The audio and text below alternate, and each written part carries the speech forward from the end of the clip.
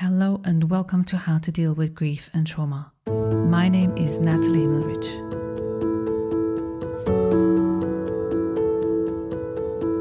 How to Deal with Grief and Trauma is completely self-funded, produced and edited by me, Natalie Himmelrich. Consider making a small donation to support the podcast. Go to bit.ly/support, capital G, capital T, and podcast. I repeat, bit.ly/supportgt podcast. Thank you so much. And for more information, please visit Natalie's website, join the podcast Instagram page, and subscribe to the newsletter to receive updates on future episodes. So I found Dr. Truitt on social media through her connections with two of my previous podcast guests, and we probably have even more mutual connections than that. Our shared interest and her latest new book release, where she shares about her personal journey through loss and trauma, obviously made me curious.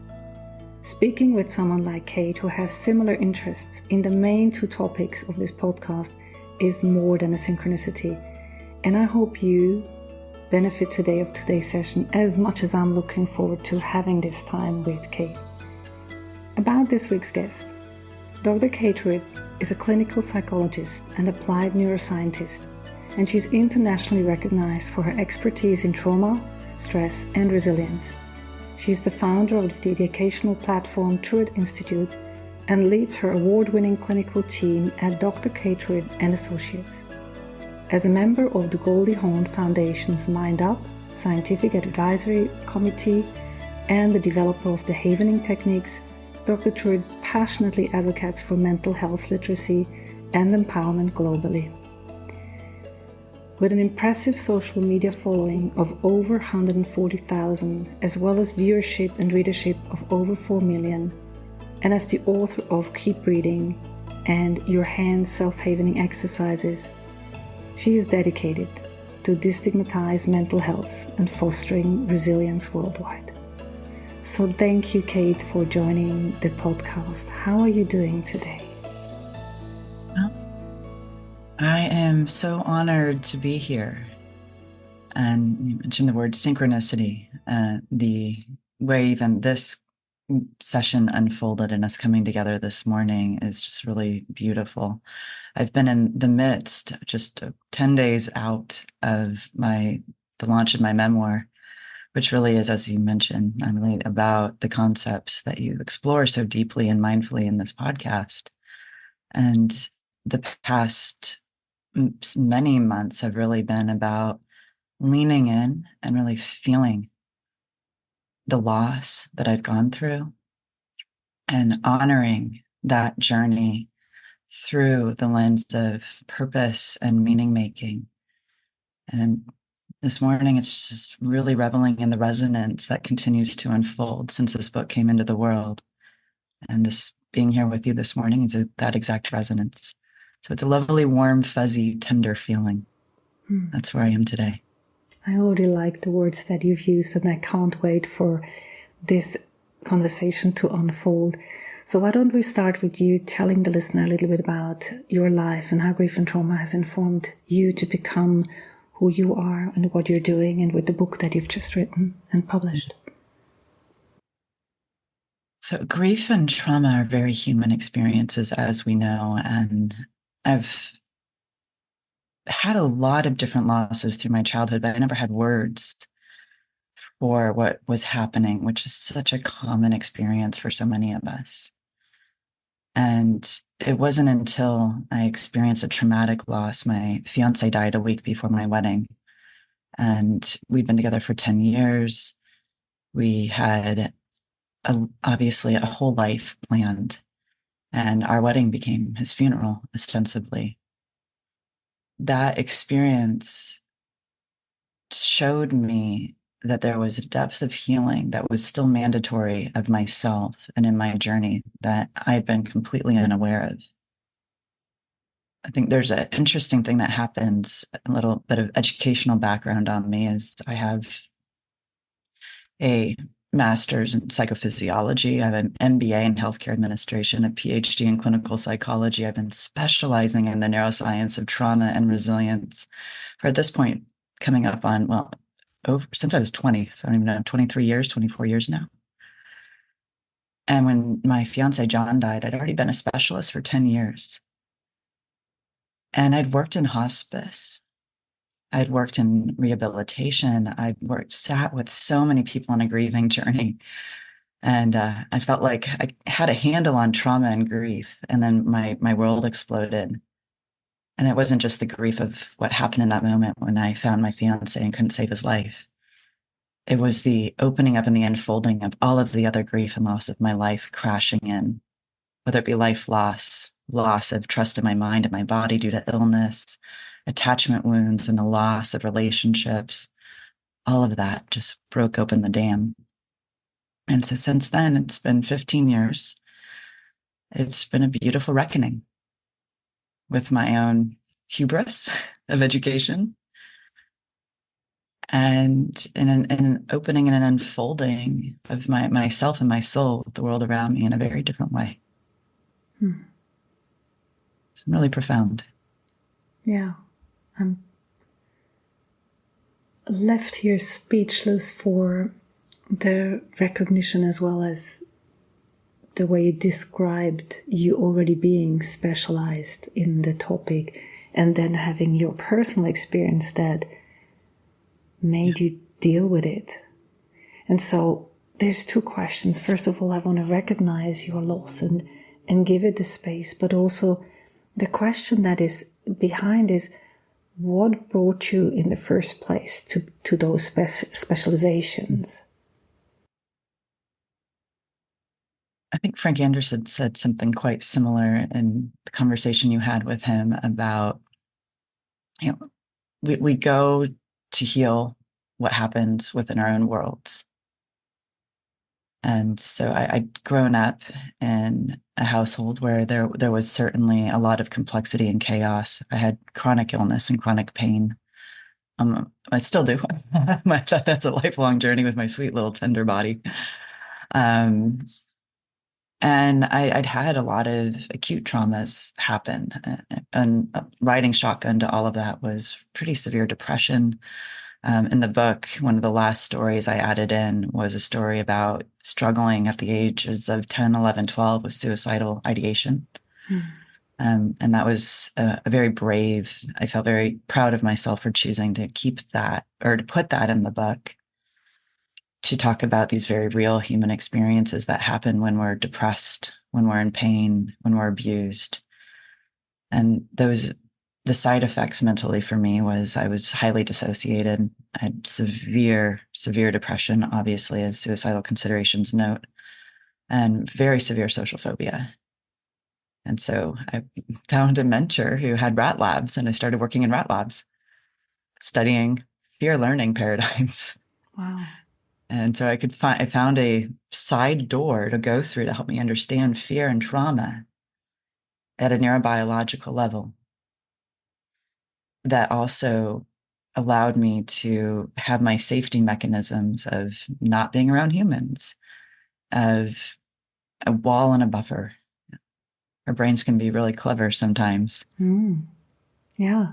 It reminds me of the way I shared with you how people listen to this podcast, or the feedback that I get is of people sort of gently quietly trying on the shoes that you've walked in your life. And it sounds like, by the way of you working in that lab, was to look at, but not look at your own trauma, and to be like a witness of what was happening with a bit of distance, with a bit of dissociation.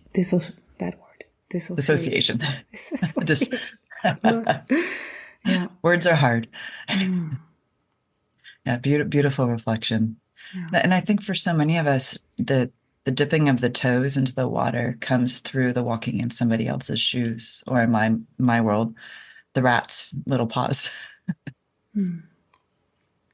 So because I also reflect on the way I came into this work, where I was also a therapist already and working with relationship and divorces and separation. So I had a lot of grief and trauma already as the people that I've worked with. And then my own two most significant losses, the death of my daughter followed by the suicide of my mother just 4.5 months later, then sort of I call it like the choiceless choice. It became obvious that what I needed to talk about was more of that and more specific. And similar to you, my own personal experience on the background of having studied grief and loss was just a completely different kind of level of depth in which I was training myself, being in training in myself to be able to then support others in exactly those situations. It's a completely different level of depth and knowingness. And for me also, and it sounds like this may have been true for you too, humility. Yeah. So I shared with you before we started recording that I sign off this podcast with the words keep reading. And the title of your book is Keep Reading. So with the way you shared in your biography is that there's this 15 years between the death of John and of you writing this book, and it has been published now, so obviously the writing process. But what has inspired you to write this latest book of yours now? Yeah, so I often say it took me 10 years to be able to write this book and 5 years to write. And then the question always is, so what happened 5 years ago? Mm-hmm. Many clinicians have this experience, heartbreakingly, where a patient goes through something that results in the patient trying to harm the clinician. And I had a patient that I hadn't seen in over 5 years who came into my office. So literally no interaction for 5 years.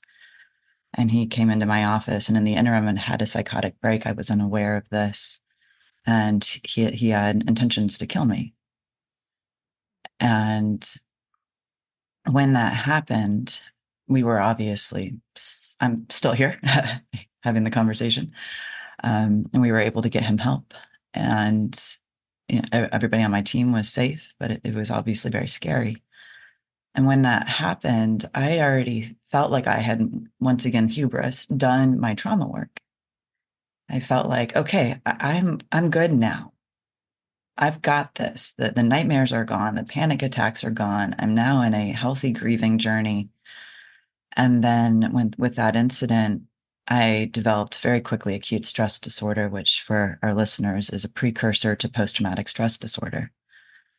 And I had a moment when I noticed those symptoms where I got mad. And I was just like, we're not doing this again. Or if we are doing this again, it's going to have a purpose. This time I'm going to put my pen to the paper and start navigating this journey through the lens of everything I thinking brain know and everything I'm feeling and the story. That story isn't actually in the book. We chose to leave it out for a variety of reasons. And I can obviously speak about it as I am.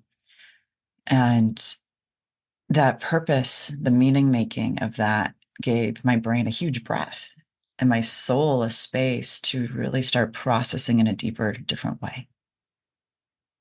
And the through line consistently that I've noticed of my life, the thing that is life is breath. And so every time I would need to just pause as I was writing and just remember, just keep breathing, keep breathing.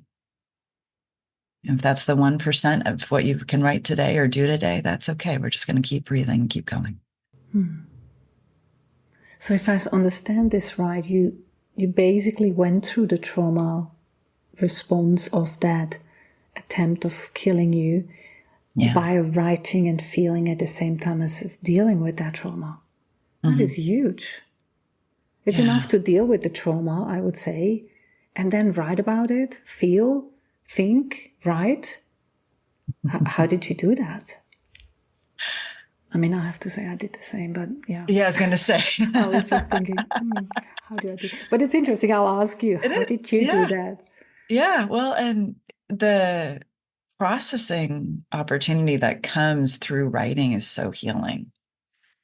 And I've always been a writer as a child, it was dissociative for me. I would disappear into books and words and create worlds that were safe. And so this was a different version of that because I wasn't creating a world, I was unpacking my world.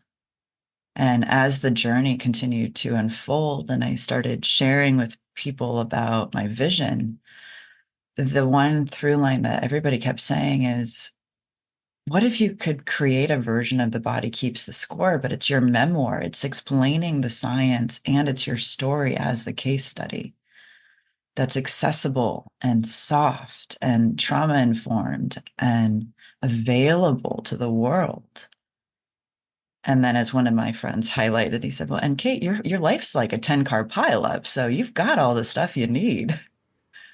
You can tell all the trauma informed stuff through the lens of the neuroscience to explain what happens when these different experiences happen in life. Car accidents, family loss, attachment loss, betrayal, death, all those things. And that just started to unfold and eventually turned into a full memoir of going all the way back to childhood to now and exploring brain development and how trauma and grief and loss all unfold. Is it really healing? It was hard, and it was really also empowering and healing. Well, it sounds like you also had the support of the network of friends and colleagues, I'm assuming, that knew what you were doing and what it meant. So if I reflect back to my first book, I didn't know what I was doing, and I wasn't an author anyway. It wasn't even on my bucket list, but something in me, I call it the choiceless choice, is like, okay, I had to do that. And in retrospect, it's really good because my first book I wrote in the second year after the losses. And it's not something that I would write now because it's quite immediate in terms of the aftermath and still in the second year. There's things that I wrote there which I realized that a year later when I translated it into German, I thought, no, I can't write it. That's not the same anymore. But it's just because a year had passed and, of course, the intervening work that has happened or that I've done with myself. But it's like the process that happened from very early on. Yeah. So for the listener, I mean, this interview that we're doing here came up quite spontaneously also because of the release of your book being so recent. So I haven't read the book, and I'm like the listener. I'm curious to know more. And similar to what you shared so far, with a little bit of detail, tell us a little bit more. Take us in the world of, like your friend said, a stockpile of car crashes, which is a So and even the story that you shared, which led then to the writing of the book, I could even feel, oh my God, this is a lot. And from trauma, I know it's good if we go titrated and slowly, but take us a little bit into the world of that book. What can people expect to read? And when people are listening to podcasts, I'm sure some of you are interested. I'm interested already. I want to read the book, but take us a little bit inside. I think it's been really interesting to find a way to describe the book because it is a memoir, and it's a memoir that has two jobs. Because it's also a scientific exploration of the mind-body system. My primary job as a neuroscientist, I'm what's called an applied neuroscientist, is to be a translator. And I'm also a storyteller. I've always loved stories. So the memoir, the best way of somebody's described it was Dr. Frank Anderson again. He called it a thriller. And that was the first time I was like, that is a really fascinating way to view the story. And we were joking a little bit about the subtitle before we started recording. And there are times where I'm like, I have to look at the subtitle to remember what it is. Exactly. It's very search engine optimized. Yeah. But it's intimate journey through loss, trauma, and rediscovering life. And that's the side of the thriller where it turns into a really powerful opportunity for healing. So the book explores what it's like to be a deeply feeling human and neurodivergent. I'm ADHD. I was undiagnosed for decades, who had learning disorders, about a whole bunch of stuff that I get into in the book. chronic pain, chronic illness, mental illness, severe depression, anxiety, and just really had no words. Instead was always quote unquote fine. And the lasting impact of that, especially as we grow up and move into adulthood and don't know how to be in the world or who to be. And so the story really explores through my own stories, my own personal experiences, these intricacies and these nuances, utilizing critical points of interaction in my world as a child, as a teen, as a 20-something adult, as a way to help the reader stand in my shoes, as you say. And then zooming out in a really loving, gentle way to support the mind and the body and saying, here's also what's happening in these moments. A lot of my work centers around the amygdala, who I lovingly call Amy, the amygdala. And so part of the way I've written the book, and one of my girlfriends said that like Amy's my secondary character in the story, because I'm always in partnership with Amy and talking about how she's fighting for my life, but that's resulting in one story. I have a panic attack in a Hollywood comedy show. And I end up on Hollywood Boulevard having a full-blown panic attack, curled up in a ball, unable to breathe, just complete nightmare, shame, just really awful. But these things happen for those of us who have PTSD. And so utilizing these stories, but also normalizing that my little friend Amy, my amygdala, she really thought that I was going to die. And that's why the panic happened. Mm-hmm. And so creating that partnership space so that we don't have to be scared. We can be unsettled because it's unsettling when those things happen. And we don't have to be scared of them. Or at the very least, we don't have to pull on that shame blanket and get lost in the tar, in the aftermath, that judgment that makes everything so much worse. And ultimately, it's a love story. Oh. Yeah. So there's two things maybe we can hone in a little bit. The two losses, or the one loss, one trauma, if we want to classify them. Yeah. And you tell me if they're the most suitable ones. One is the loss of your partner, and you haven't given detail, but I know because I know your conversations a little bit.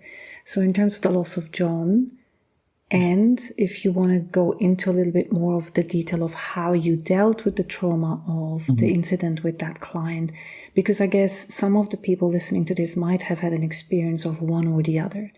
Yeah. So are these good examples of the stockpile of car crashes that you had? Yeah. Beautiful. Absolutely. And because those two incidents really hit on specific nuances. And so the loss of John, he and I had a codependent relationship.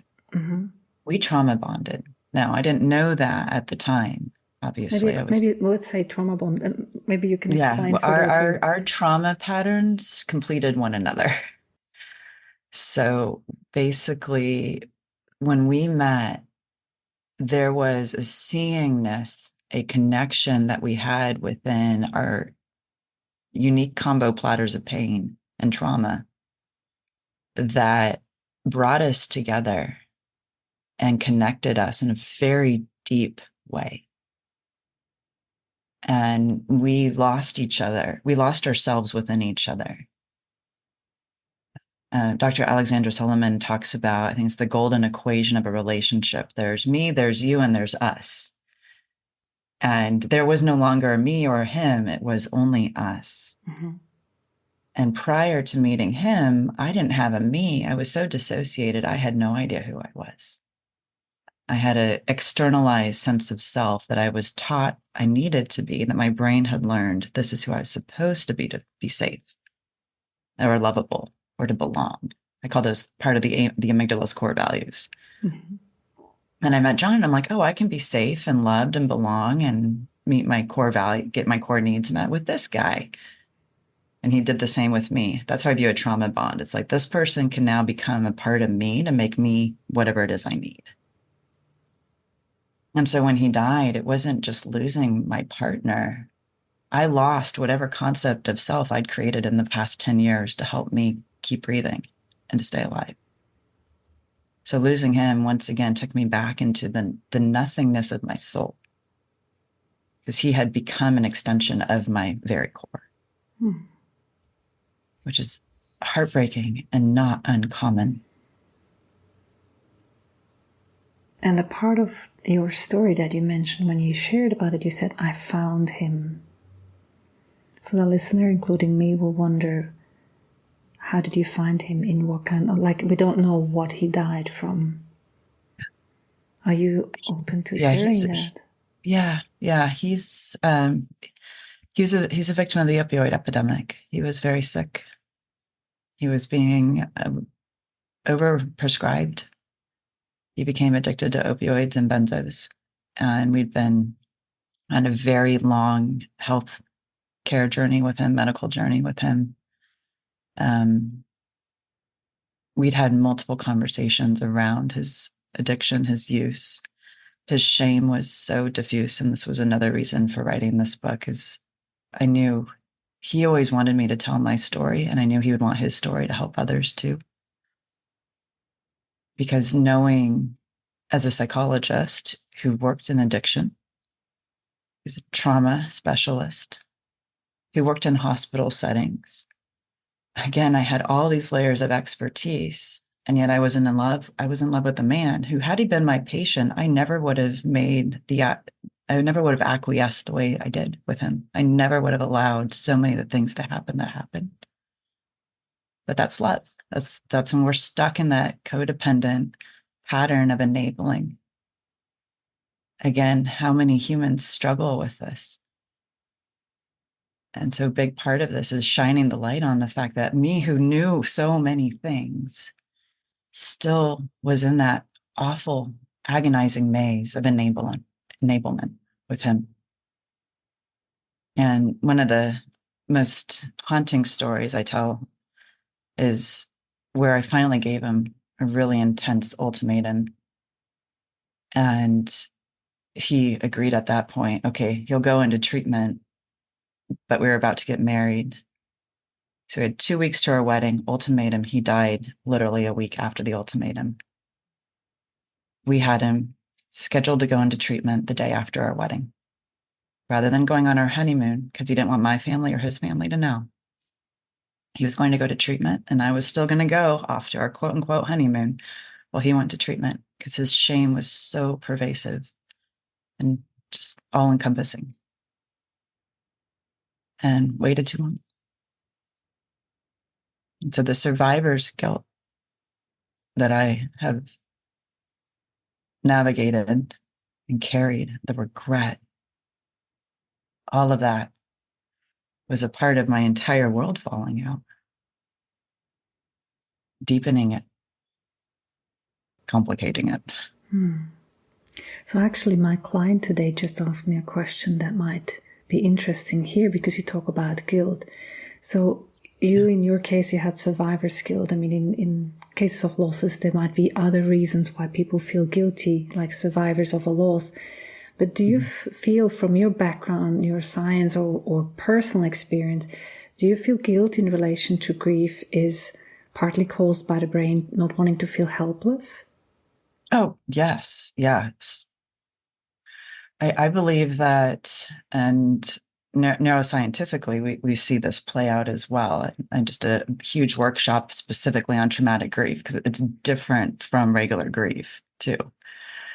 Our brain hates to be out of control. Our amygdala's number one job is to keep us alive, to help us keep breathing. So we hate to be out of control. Our brain wants us to keep breathing, to be safe. At a biological level, that's what that is.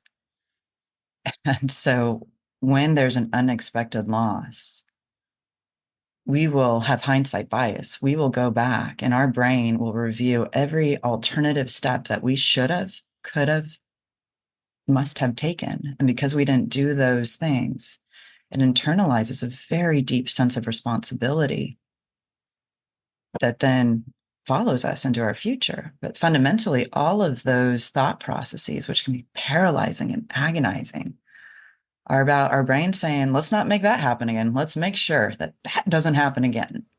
We're going to fix on it and think about it a lot. Mm-hmm. ruminating and and circling ruminate. around it. And, Yeah. yeah. I like the word you used, hindsight bias. Yeah. And I say that a lot to my clients. Well, you are thinking this now because you know what happened, but at that time you didn't know what's going to happen. Exactly. Yeah. But our brain likes to feel like it does know. It It should could have have. known. Yeah. Should have. Shooting all Yeah. over ourselves. All the time. So then you shared a little bit how you dealt with John's loss. Just still, obviously this then accumulated with all your other situations in life and who you were until that point. And then 5 years ago, this incident with the client happened. Yeah. And I mean, even just hearing you explain what happened without knowing the details, without being able to picture them, and I don't think it's necessary to have that. But how did you deal with that in hindsight now, looking at it? How did you be able to continue working, continue to be here, and obviously speaking with me about it? How did that come to where we are today? I think that was such a testimony of the work that I had done in the 10 years since John died, of really demanding of myself and oftentimes borrowing the energy to keep moving forward from the spirit of John. Or right after he died, my Nana died shortly thereafter, a result of a fall she took coming to see me the day after he died. Shortly after that, I was in a massive car accident and developed encephalitis, a very severe brain virus, which almost killed me. And I still have brain damage from that. And so the idea of keep breathing was very literal for me. And within all of these experiences and many more, as life does, the reality that I kept coming home to was I'm the one who's putting one foot in front of another. My lungs are the lungs that keep taking in air. My heart is the heart that keeps beating. I'm doing this. And for the first time, really meeting myself. And so when that incident happened with the client, I'd already become a very different human that I probably never would have been had this tragedy not happened with John, because I never would have been forced to do again that reckoning of self. And when that client came, I had a sense of self that could show up in that moment and care for my team, take the steps as I call it, like I'm a mother to many now, and move into that mama bear role for everybody who was impacted, including the client, because he had a psychotic episode. He was off his medications. This in any other world with proper medical care also would not have been his journey. Mm-hmm. And my heart was devastated for everybody impacted. But I could feel that devastation, even while my own brain was spiraling out with nightmares and vigilance. And we immediately put up full security system because for a while we didn't know where he was. And I mean, it was a very complex situation. And while all that was happening, I had my core. I could feel myself inside saying, you know how to navigate this now. And we're not going back there, girl. We're not going back into the PTSD. Nuh-uh. But if we're going to go through this, it's going to have a job. And that was when I started writing. So it's suddenly just self was there. And it was a threat to loss of life, which was a big one, but it's also like, nah. I talk in the book about my spirit animal. One of my spirit animals, I have two, is the cockroach. Yeah. Because cockroaches are pretty strong. It takes a lot to actually had to fight with my editors about keeping in a specific line about the cockroach. Because if you cut a cockroach's head off, it'll stay alive for 2 weeks. Mm. And I was like, that's important information when we're talking about those of us who just keep crawling out of the muck, no matter what. Real death blow will take us out, but otherwise we're going to keep showing up. So that was a cockroach moment for me. Mm-hmm. We're just doing it. Let's go. So the editor didn't like that They thought it was gross. Mm. It's like, but it's when you're in it, it feels so real. So it's in the book. Yep, it's in the book. I My like cockroach it. energy.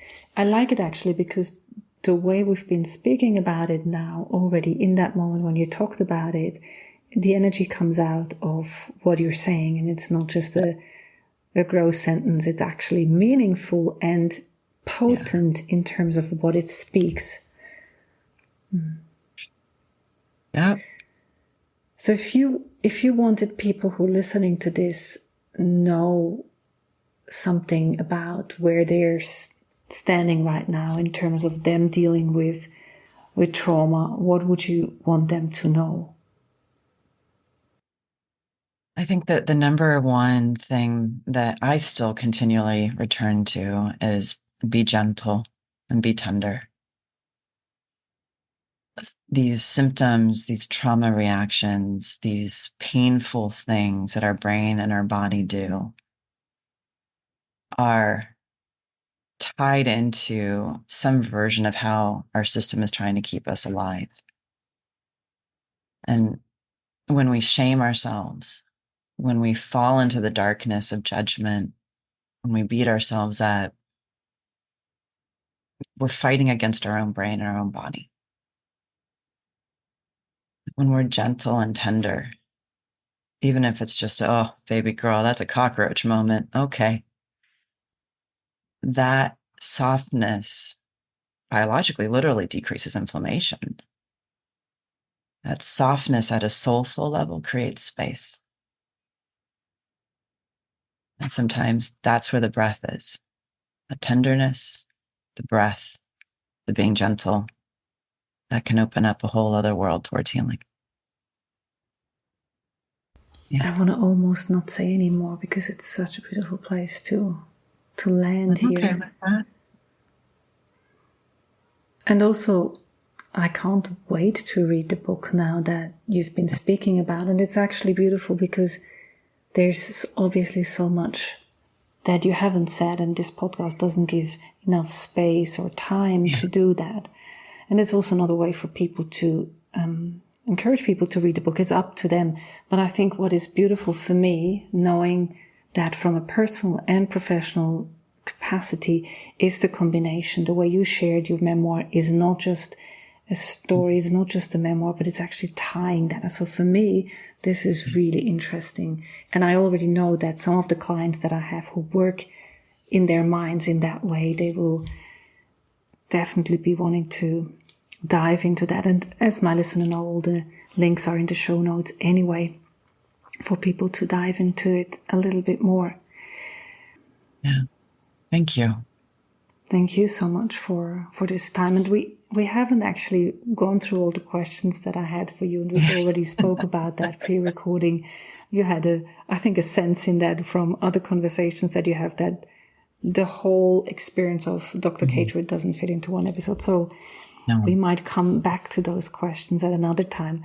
But for now, I'd love to end with the rapid fire question that I usually end with. Would that be okay for you? Yeah, absolutely. So grieving and trauma means? Being human. And healing means? Hope. And what have you learned about yourself in the light of loss and trauma? How to be more open and connected to the world around me. And what would be one thing you wish people knew about loss and trauma if you were to simmer it down? Mostly, like I just shared, that it's human, that our mind and our bodies are always fighting on our behalf, even when it's agonizing and confusing. And leaning into that is part of the hope and the opportunity. Brain partnership, soul partnership. And what would you say is one specific thing that has changed since your loss of John and the trauma that we spoke about in terms of your client, that you wouldn't want to miss? Oh, I met myself. And she's pretty cool. I want to actually cry when I say that. Yeah. Thank you so much, Kate, for Thank being you. so open and authentic and vulnerable in this meeting here with me, and for our listener to be able to see through the ears or through the eyes, to see you. Thank you, Natalie. It's beautiful. Thank you so much. Thank you. Until we meet again. Thanks for listening to How to Deal with Grief and Trauma. If you'd like to be updated on future episodes, please subscribe to my newsletter on nataliehimmelrich.com. If you need grief support, please contact me for a 30 minutes free discovery session. How to Deal with Grief and Trauma is produced and edited by me, Natalie Himmelrich. To support this podcast, please rate, review, and subscribe to or follow the podcast on Apple, Spotify, or wherever you get your podcasts. Thank you. And remember to keep breathing. I promise it will get easier.